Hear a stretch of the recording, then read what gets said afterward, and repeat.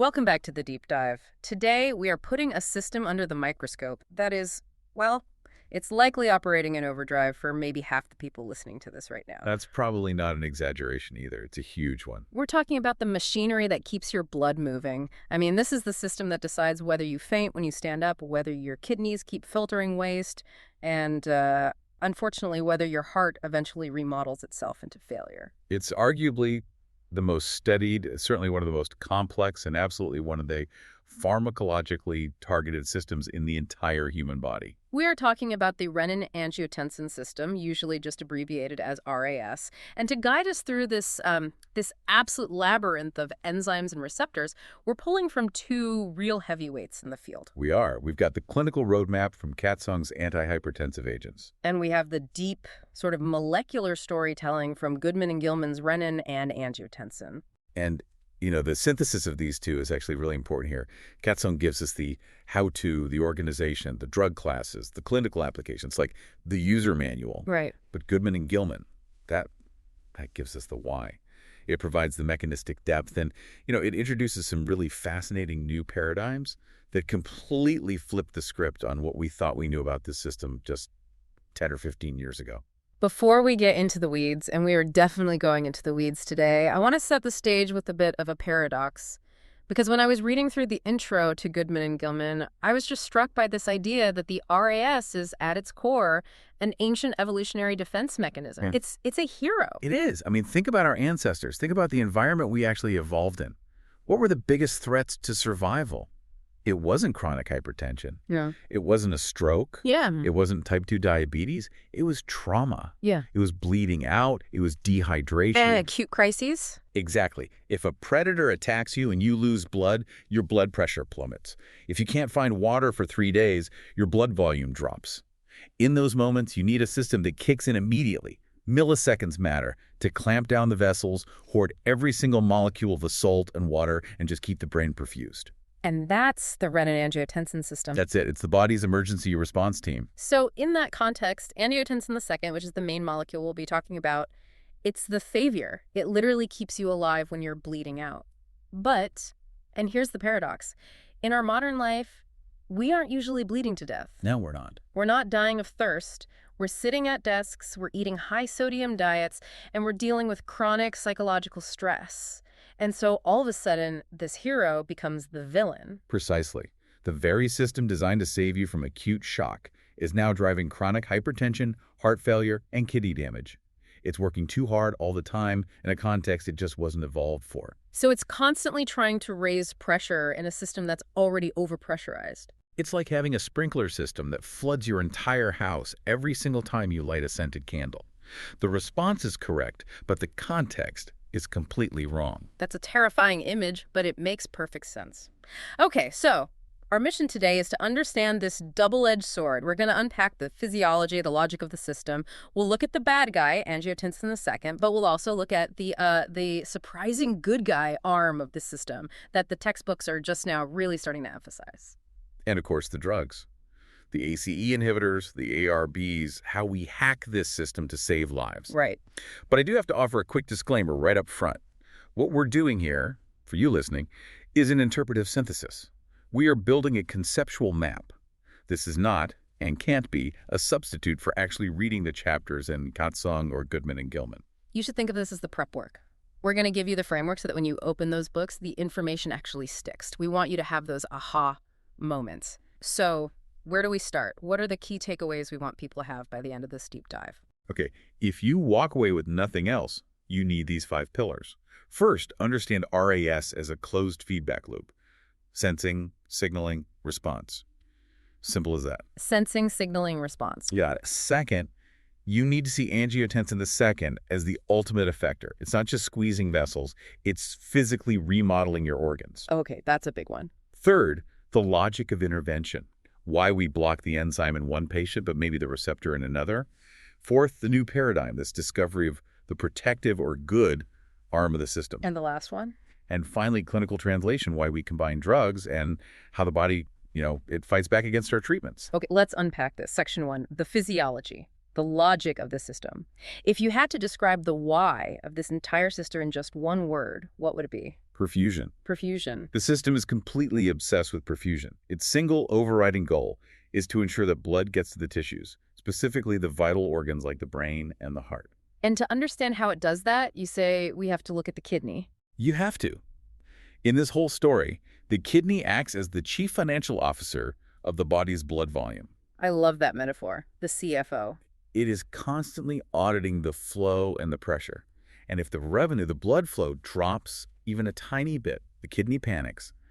It assumes the company's going bankrupt, that you're bleeding to death. And it initiates a response. It initiates a cascade to liquidate assets and get cash, which is blood pressure up immediately. It doesn't care about long-term inflation. It cares about cash flow right now. So let's talk about that cascade. It's often called the classical pathway, and it all starts with an enzyme called renin. Renin is the initiator. It's the starting gun. It's an enzyme produced by these very specific cells in the kidney called juxtaglomerular cells, or JG cells. Okay. And this is absolutely crucial for the pharmacology we'll discuss later. Renin is the rate-limiting step. Meaning the speed of this entire reaction depends completely on how much renin is released. Exactly. Nothing happens until renin shows up. Yeah. It is the bottleneck for the whole system. Once renin is released into the bloodstream, it goes hunting for a protein called angiotensinogen. And that's coming from the liver. Constantly. Primo. The liver just pumping it out. It's just floating around in your plasma, completely inert, waiting for renin. Like a sleeper agent. A perfect way to put it. So renin finds angiotensinogen, and it cuts it into a decay peptide called angiotensin A. Decapeptide meaning 10 amino acids. 10 amino acids. Now, here's the thing. Angiotensin I is biologically inactive. It doesn't really do anything at all. It's just a precursor and intermediate. So renin itself doesn't actually raise blood pressure. It just creates the raw material. Correct. Renin is the match that lights the fuse, but it is not the explosion. To get to the active weapon, you need the next step. You need ACE. The angiotensin converting enzyme. Yes, ACE. Now, where is ACE located? This is a detail that gets really emphasizes because it matters for how rapid this response can be. ACE is located on the luminal surface of endothelial cells, so the lining of your blood vessels. So it's everywhere. It's found all over the body, but there's a massive, massive concentration of it in the vast capillary network of the lungs. Why the lungs? Is that just random? Not at all. Think about the circulatory system. The entire cardiac output, 100% of your blood, has to pass through the lungs to get oxygenated before it goes out to the body. Of course. So by putting the enzyme in the lungs, the body ensures that the blood gets activated right before it's pumped out to the rest of the system. It's a very, very efficient toll booth. So the blood flows through the lungs, ACE acts like a toll booth, clips off 2 amino acids, Right. and turns the inactive 10 amino acid chain into an active 8 amino acid chain, angiotensin II. And angiotensin II is the effector. It is the molecule that actually does all the work. Right. But before we move on to what angiotensin II does, there's a detail from Goodman and Gilman about ACE that is just absolutely critical for pharmacology later. Okay. ACE is promiscuous. Promiscuous. That sounds scandalous for an enzyme. It's not a faithful enzyme. I mean, it doesn't just build angiotensin II. It also breaks down other things. Specifically, it breaks down a molecule called bradykinin. And bradykinin is a vasodilator, right? It opens blood vessels. Correct. So normally ACE is doing 2 things at the same time. Yeah. It's creating a constrictor, angiotensin II, and it's destroying a dilator, bradykinin. It's a double whammy for raising blood pressure. That makes perfect sense for an emergency system. You want to hit the gas and cut the brake lines at the same time. But this dual role, this is why we get certain side effects with the drugs, isn't it? That's it, exactly. We'll get to the infamous ACE cough later, but you need to keep that bradykinin connection in your mind. It's the reason ACE inhibitors are sometimes considered dirty drugs compared to the newer classes. They mess with more than just angiotensin. Okay, so we have the cascade. Renin leads to angiotensin I, which ACE converts to angiotensin II. But what starts it all? How does the kidney, the CFO, know when to hit the panic button in the first place? So the kidney has 3 distinct alarms or triggers. Katsung lays these out really clearly, and it's vital to understand them because different drugs are going to interfere with different alarms. All right, let's walk through them. Alarm number 1, the intrarenal baroreceptor pathway. This is a direct pressure sensor. The afferent arterioles, the tiny vessels that feed the kidney, they physically sense tension in their own walls. This is purely mechanical. Purely mechanical. If the wall tension drops, it means systemic pressure is low. The JG cells are basically modified smooth muscle cells sitting right there in the vessel wall. When it stopped getting stretched, they just release renin directly. So it's like a spring that releases when you stop pulling on it. Exactly that. Low stretch equals high renin. Simple enough. Okay. Alarm number 2. The macula densa. This one always sounded like a detective agency to me. The macula densa. It pretty much acts like one. It's a chemosensor. Right. The macula densa is a group of specialized cells in the distal tubule of the kidney, and they're constantly tasting the fluid that's passing by. And what are they tasting for? They're looking specifically for sodium chloride delivery, salt. Okay, wait. I want to challenge this a bit. Why does salt tell them about blood volume? I mean, if I eat a bag of chips, I have high salt, but that doesn't mean I have high blood volume instantly, does it? That's a great question and a common point of confusion. It's not about how much salt you ate. It's about how much salt is flowing through the kidney tubules at that moment. Ah. If your glomerular filtration rate, the GFR, is high, meaning lots of blood flow, the fluid moves fast, and a lot of salt makes it down to the macula densa. But if blood flow is low, like in dehydration or hemorrhage, the fluid moves really slowly. So more salt gets reabsorbed earlier. Exactly. More salt gets pulled back in the earlier parts of the kidney before it ever reaches the macula densa detector. Ah, I see. So low salt at the detector implies that the flow upstream is sluggish. It's a proxy for perfusion. When the macula densa tastes low salt, it triggers a signaling pathway. And this involves prostaglandins and TOX2 to tell the JG cells, "Release renin. We're running dry." And this is where the NSAID interaction comes in, right? We'll touch on this later, but if you take something like ibuprofen, you block COX2. Right. You're cutting the phone line between the macula densa and the renin release. This is why NSAIDs can cause kidney issues in people who really rely on this feedback loop. The kidney is screaming for help, but the phone is dead. Okay, that makes sense. Alarm number 3 is the neural link, the beta-adrenergic pathway. This is the fight-or-flight connection. Mhm. The sympathetic nervous system has nerves that run directly to the JG cells in the kidney. These nerves release norepinephrine, which hits beta-1 receptors right on those cells. So if you're scared or running from a tiger or, stuck in traffic, Your brain tells your kidneys to release renin immediately. It's anticipating the need for higher pressure before the pressure is even dropped. it's predictive. It's prepping the engines. And here's where it gets really interesting for clinical practice. This is why beta blockers can lower blood pressure. Precisely. We often just think of beta blockers as slowing the heart. But they also cut this neural line to the kidney. They stop the brain from yelling at the kidney to release renin. They silence that panic alarm. So we have the triggers, we have the cascade, now we have angiotensin II circulating in the blood. This is described as the ultimate effector. What's its mission? Its mission is to restore pressure and volume at all costs. And it launches a multi-pronged attack to do it. Goodman and Gilman categorize these into 3 main effects: altered peripheral resistance, altered renal function, and altered cardiovascular structure. Let's break these down because the detail here is what explains why the drugs work the way they do. So, effect 1, peripheral resistance, the squeeze. This is the rapid pressor response. Angiotensin II binds to what are called AT1 receptors on the smooth muscle of your blood vessels. Okay, let's get technical for a second. The critique we got specifically asked for mechanism. So what's actually happening inside the cell when angiotensin II hits that receptor? Let's zoom in. The AT1 receptor is a G protein coupled receptor. Specifically, it activates the GQ protein.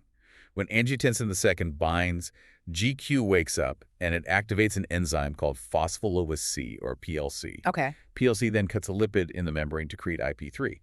IP3 is a little messenger that floats over to the sarcoplasmic reticulum, which is the cell's calcium warehouse, and it basically unlocks the doors. So calcium just floods out? Calcium floods into the cell cytoplasm. Yeah. And as we know, in any muscle physiology, calcium is the go signal. It causes the actin and myosin fibers to grab each other and pull. The muscle contracts. And this happens instantly. Instantly, and very, very powerfully. On a molar basis, angiotensin II is about 40 times more potent than norepinephrine. Wow, 40 times. So it's essentially a chemical tourniquet. It is. It clamps down on the free capillary arterioles, which drives up your systemic vascular resistance immediately.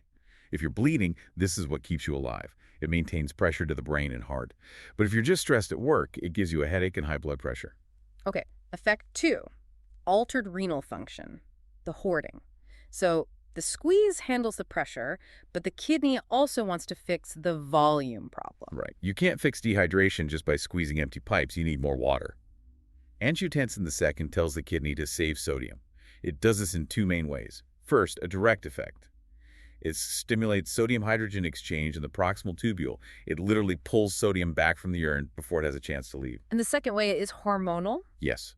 Angiotensin II travels to the adrenal cortex, the gland sitting right on top of the kidney, and it tells it to release aldosterone. Aldosterone, the other heavy hitter in this story. Aldosterone is the primary salt-retaining hormone. It goes to the very end of the kidney tubule, the collecting duct, and it activates pumps that swap sodium for potassium. It pulls sodium back into the blood, and it dumps potassium into the urine. And the golden rule of physiology, where salt goes. Water follows. So by keeping salt, you keep water. Your blood volume expands, your blood pressure rises. It's a slower but more sustained effect. There's another renal effect mentioned in the sources, renal hemodynamics. Angiotensin II constricts the efferent arterioles.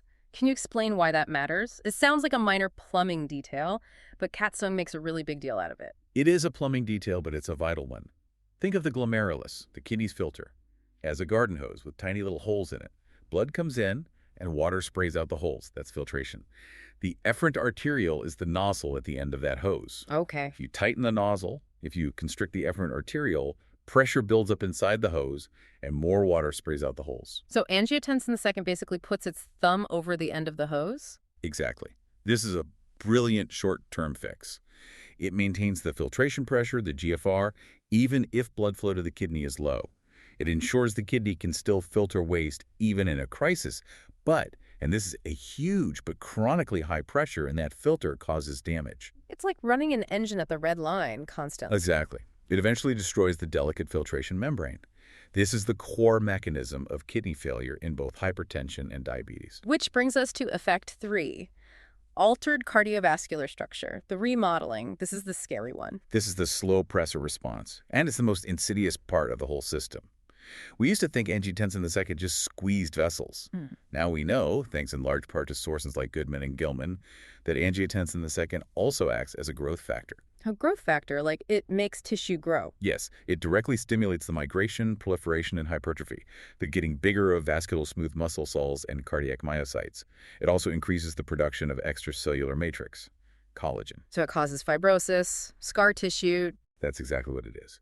In the blood vessels, it makes the walls thicker and stiffer, which raises blood pressure even further because the pipes aren't elastic anymore. In the heart, it causes cardiac hypertrophy. The muscle gets thick and bulky to fight against the high pressure, and eventually, yes, it leads to fibrosis. The heart becomes a stiff fibrotic bag that can't pump efficiently. So this hero system, if it's left unchecked, literally reshapes your heart and arteries into a stiff, dysfunctional mess. That is the very definition of the pathology of heart failure. It is.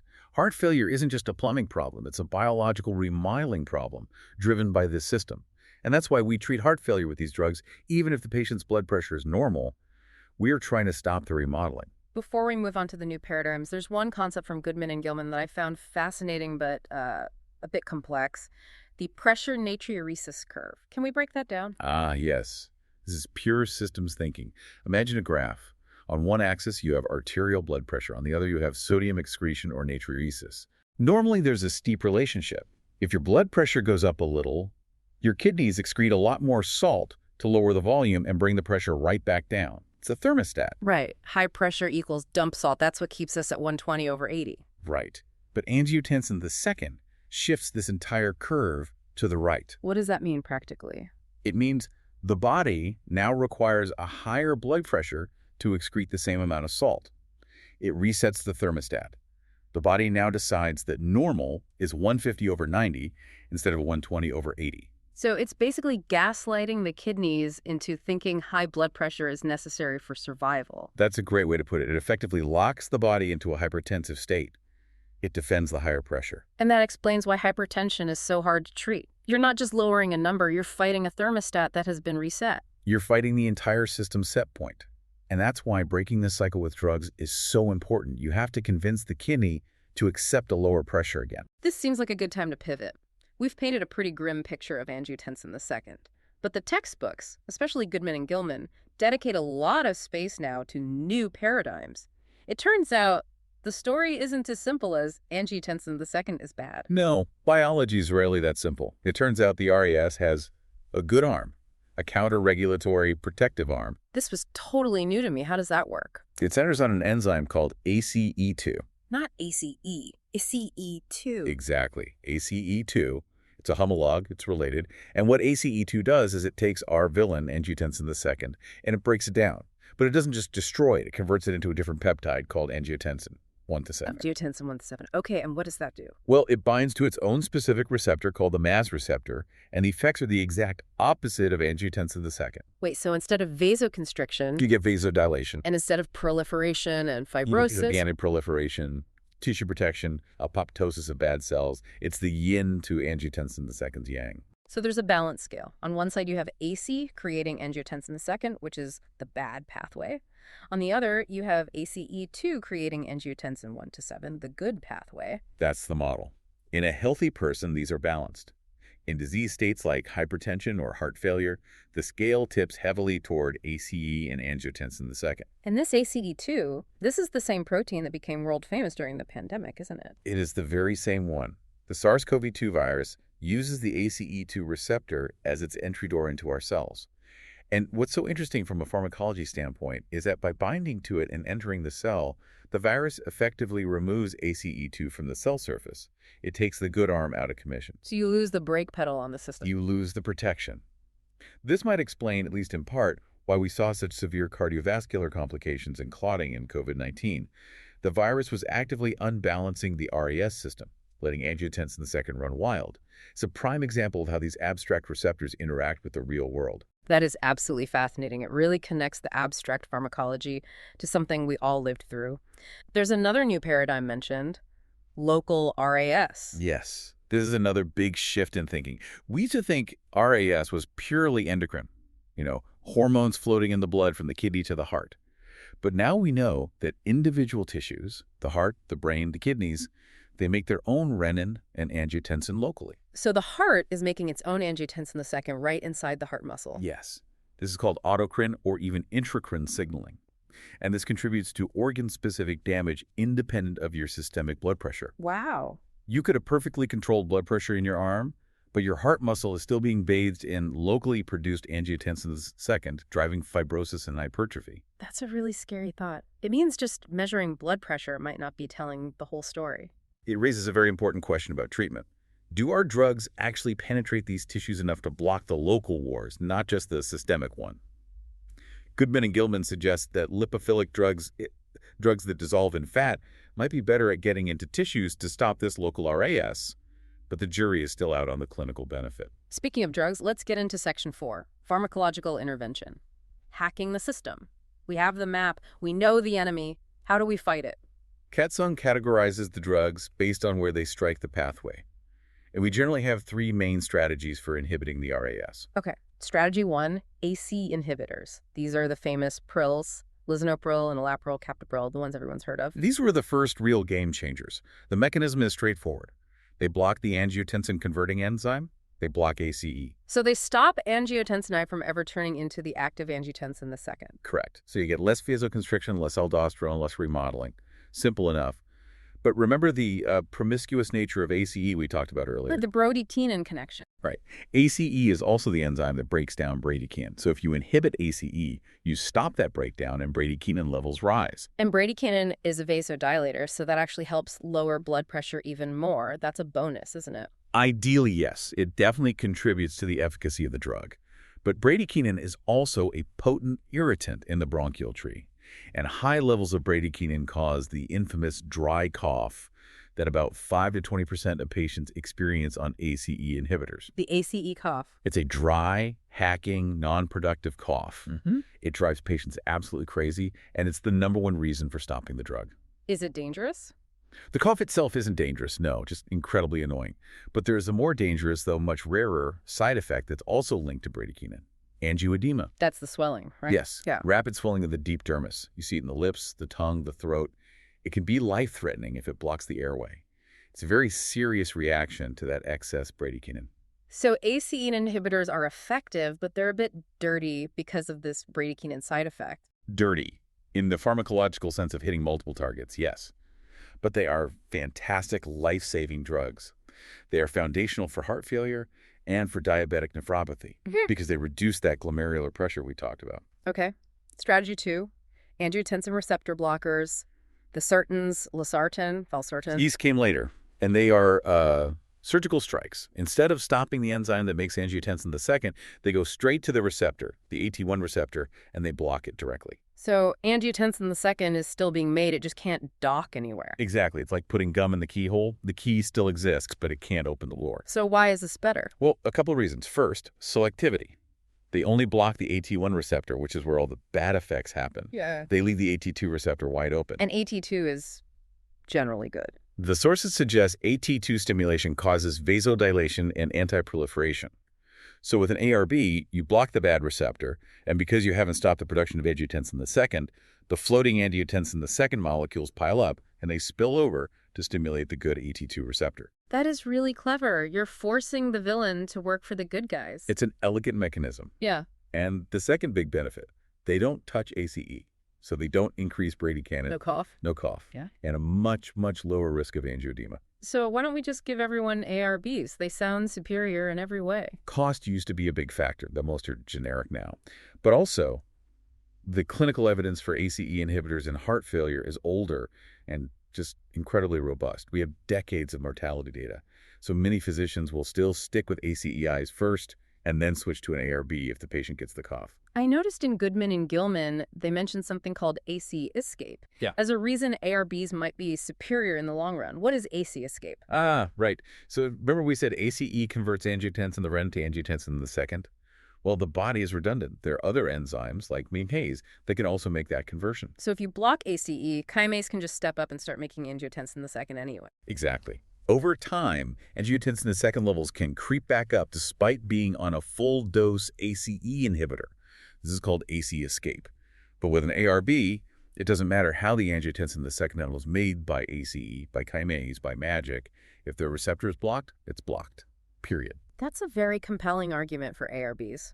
Okay, strategy 3. Direct renin inhibitors.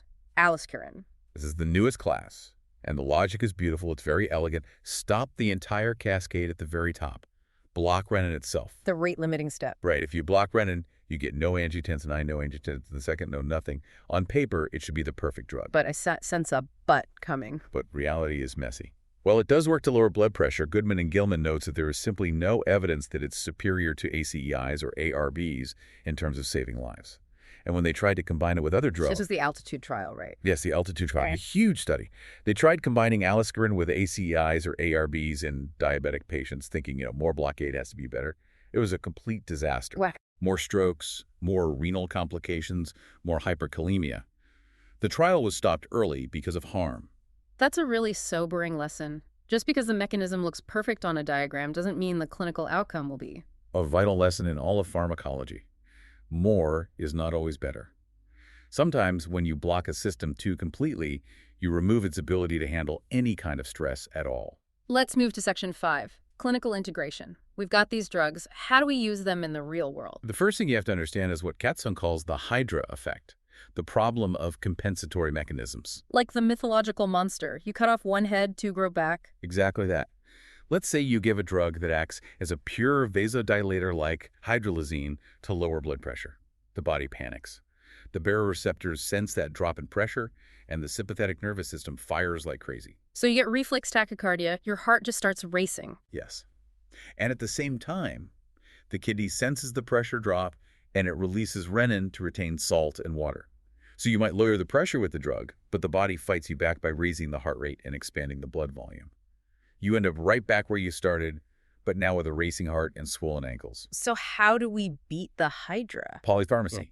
Combination therapy. This is the standard of care for hypertension now. You attack from multiple angles at once. So you give a diuretic. To stop the salt retention. You give a beta blocker. To stop the reflex tachycardia and the renin release. And you give an ACE inhibitor or an ARB. To blunt the entire RAS reaction. Yeah. When you combine them, they actually cancel out each other's compensatory mechanisms and side effects. It's synergistic. Okay, let's look at a few specific scenarios.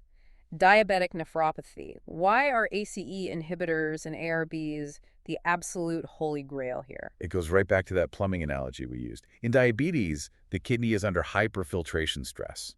The pressure inside the glomerulus is way too high, and it's forcing protein through the filter. That's proteinuria. Which damages the kidney structure over time. Right. ACE inhibitors and ARBs preferentially dilate the efferent arteriole, the exit door of the filter.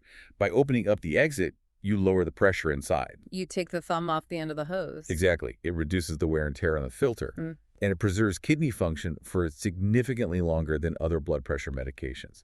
It's actual renal protection, independent of just blood pressure lowering. We even put diabetic patients with normal blood pressure on an ACE inhibitor just to protect their kidneys.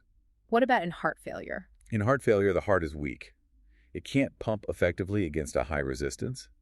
ACE inhibitors lower that resistance, which we call afterload, making it easier for the heart to pump. They also lower the volume, the preload. But most importantly, as we discussed, they stop the remodeling. They stop the fibrosis that's mediated by angiotensin II and aldosterone. So they literally keep the heart muscle from turning into scar tissue. Yes, they're mandatory in heart failure with reduced ejection fraction unless there's a very specific contraindication. And speaking of contraindications, there is one major red flag scenario: bilateral renal artery stenosis. This is the classic board exam question, and for good reason. Imagine a patient who has a narrowing or stenosis in the arteries that lead to both of their kidneys. So the blood flow to the kidneys is severely restricted. Severely. The pressure drop across that narrowing is massive. The pressure actually reaching the glomerulus is tiny. The only way the kidney is maintaining any filtration at all is by massively constricting the efferent arteriole using angiotensin II. It's propping up the pressure artificially just to keep working. So the kidney is on life support, and that life support is driven by angiotensin II. It is. Now, you come along and give that patient an ACE inhibitor. You take away the angiotensin II. You relax that efferent arteriole. The pressure just collapses. The GFR drops to 0. Acute renal failure. Wow. So in that very specific case, the high angiotensin II is the only thing keeping the kidneys alive. Correct. It's a perfect illustration that pathology is sometimes just an adaptation. You have to be incredibly careful what you block. If you see a patient's creatinine spike right after starting an ACE inhibitor, you have to suspect this condition. What about other key warnings? Hyperkalemia is the big one. Remember, aldosterone dumps potassium. So if you block the system, you block aldosterone, potassium stays in the body. And if it gets too high, it can cause fatal cardiac arrhythmias. So you have to be really careful with potassium supplements or potassium-sparing diuretics. Very careful. Yeah. Also, pregnancy. This is an absolute contraindication. Angiotensin II is required for the normal development of fetal kidneys. Giving these drugs during pregnancy can cause fetal renal failure and death. It's a black box warning.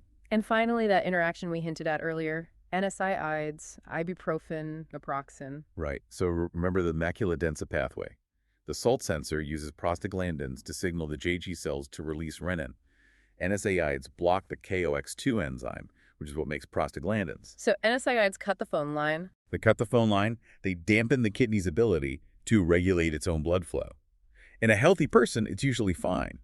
But in a hypertensive patient or someone with kidney disease, NSAIDs can cause sodium retention, and they can blunt the effect of your ACE inhibitor. So taking Advil for your headache might actually be neutralizing your blood pressure pill. It's a very, very common cause of what we call resistant hypertension.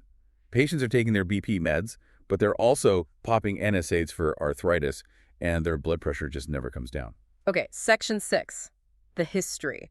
We have to do this because the origin of ACE inhibitors is just one of the coolest stories in all of pharmacology. It really is. It starts with the Brazilian pit viper Bothrops jaraca. A deadly snake. Extremely deadly. Scientists in the 1960s, specifically Ferreira and Vane, noticed that when victims were bitten by this snake, they collapsed. Not just from pain, but from a massive sudden hypotension. Their blood pressure just completely bottomed out. So the venom contains something that just destroyed blood pressure. Exactly. They isolated a peptide from the venom that they called teprotide, and it turned out to be a potent inhibitor of, guess what? Kinase the second. Which we now know as ACE. The snake evolved a weapon to shut down its prey's RAS system, and crucially, it prevented the breakdown of bradykinin. This caused massive systemic vasodilation and shock. So nature invented the first ACE inhibitor to make prey pass out. And scientists took that venom peptide, they analyzed its structure, and they used it as a template to synthesize captopril, the first orally active ACE inhibitor. It was a complete triumph of rational drug design, based on observing nature. From snake venom to a pill that saves millions and millions of lives. It just highlights that these systems, the RAS, are ancient. We share them with other parts of biology. We're just hacking a system that nature has been playing with for millions of years. So we've covered a lot. Let's bring it all home with the outro. Let's synthesize this whole thing. Okay, if you take nothing else away, remember this. The RAS is a survival mechanism that has gone wrong in the modern context. It starts with the kidney sensing danger. Low pressure, low salt, or a neural panic signal. And it answers the cascade. Yeah. Renin leads to angiotensin I, which becomes angiotensin II. And angiotensin II is the multi-pronged effector. Vasoconstriction, the squeeze, aldosterone, the hoard, and remodeling the structure. And our drugs hack this loop. ACE inhibitors block the formation, but they're a little dirty with the bradykinin. ARBs block the reception, which is cleaner, no cough. And aliskiren blocks the source, but it has some limitations. And the future, where is this all heading? The future is in those new paradigms. Can we learn to balance the scale with ACE2-MAS agonists? Can we learn to target the local tissue RAS more effectively? And that brings us to our final provocative thought. Yes, we measure blood pressure in the arm. It's a single systemic number. But if the heart and the kidneys have their own local RAS, producing their own angiotensin II right inside the cells, are we treating the right thing? A patient might have a normal arm blood pressure, but their heart is still swimming in a local sea of angiotensin II. So are we winning the systemic war but still losing the local battles inside the organs? That is the question that the next generation of pharmacology really needs to answer. A huge thank you to our listeners. Remember, this deep dive is your map. Now, go read The Territory. That's Katzum Chapter 11 for the clinical tables, and Goodman and Gilman Chapter 26 for those beautiful molecular diagrams. Reading is absolutely essential. Thanks for listening. We'll see you on the next deep dive.